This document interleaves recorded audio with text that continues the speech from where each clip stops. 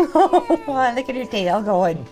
This is the first time I've dealt with death whereby there has been an animal involved, and I found Daisy made it a little bit easier. Sometimes it was all we could do to get through the door, and to know that we were, Mondays and Thursdays are her days at hospice, so we make sure to come those days so we could see her and have that uplifting moment.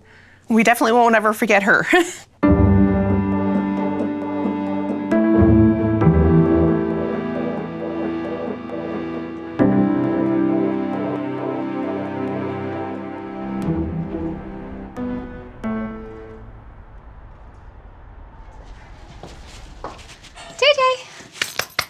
Come here.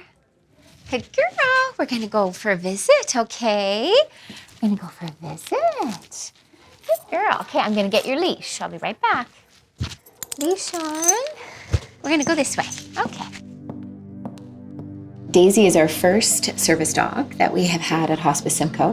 We had heard about other service dogs in other facilities, and these dogs are trained specifically for personal care.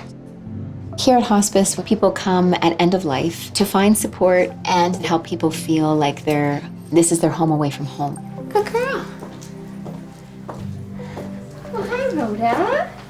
Here's Daisy. Oh, Yeah, Day. hi Daisy. Oh, there you are. There you go. Oh, yeah. Good girl. You do talk to Luby, don't Good you? girl. Yes, you know Rhoda. Yeah, you're a nice dog. The idea came about because as part of that holistic care, a dog is a wonderful way to make people feel at home. And Rhoda, you had dogs growing up, did you?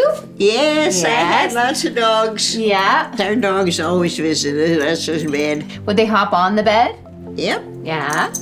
That's nice. And then Mother yelled and they went downstairs. That's the nice thing about Daisy. I think she brings back a lot of memories for people of their own dogs, hey? Yeah. Yeah. When she enters a room, she's especially drawn to the person in the bed. But what I've noticed is that when a person is nearing the end of life, she's even more sensitive to knowing that she needs to be there for that person. Was. Is she tired of it? You're nice. Oh my, isn't that nice? Nice, scratch your ears, huh? You like it. It's hot, isn't it? Yeah. Yeah. When Daisy first came in, she always went right to my mom's bedside and put her face up on the blanket with right beside her, and she always seemed to have a nice little smile on her face. Even kind of at the end there, she wasn't able to speak a whole lot, but you could always see her face light up, and being able to see her smile at the end was pretty priceless. I started visiting with Daisy because my grandma was in the hospital, and she made me feel better when I visited her. Violet, she was quite anxious and reluctant to come. The few times she came prior to meeting Daisy, she would stay 5, maybe 10 minutes, and then ask to leave. And then once she met Daisy and stuff, she would sit with her for hours.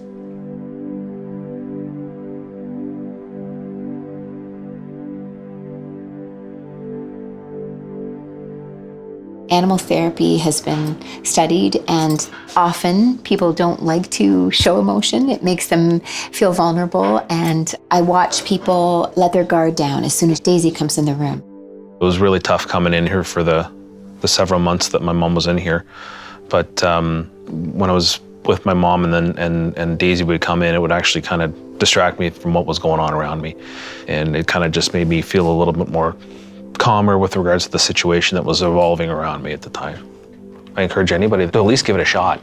Any way they can make a situation as poor as it can be when you're in here, because you know what's happening when you're in here, but to help that transition with the family as well, because the family is going through it just as much as the patient is, right? So any way that you can have more family be a little more comfortable and stay a little bit longer can only be helpful for everybody here.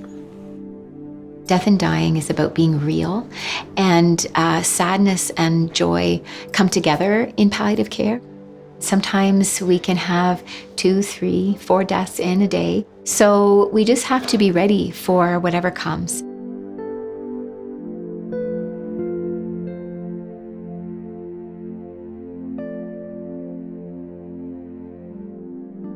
When we're honoring somebody by walking them out of the house after they've died, it's a very emotional experience for people because they're saying that goodbye.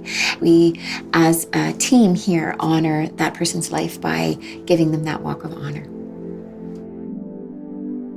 Death and dying is something that people don't like to talk about. You know, as a society, we talk so easily about the beginnings of life, the celebrations, but it's hard for us to go there, to that place when it's going to end.